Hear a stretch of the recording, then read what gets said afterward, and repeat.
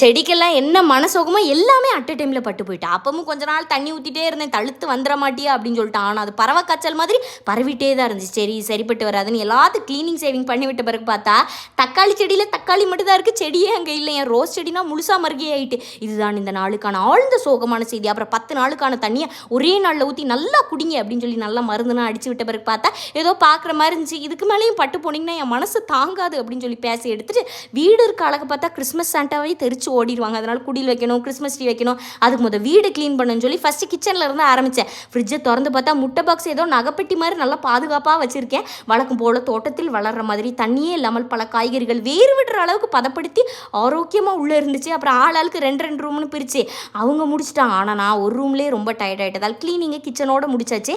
கடைசியாக அந்த வயல்வெளிக்குனா போயிட்டு நல்லா அப்படி கடைசியாக கஞ்சி தண்ணி குடிக்கும்போது எவ்வளோ சந்தோஷமாக இருக்குமோ அதே மாதிரி எனக்கு இந்த தயிர் சோறையும் இந்த உருளைக்கிழங்கையும் வச்சு சாப்பிடும்போது அவ்வளோ ஒரு ஆனந்தம்.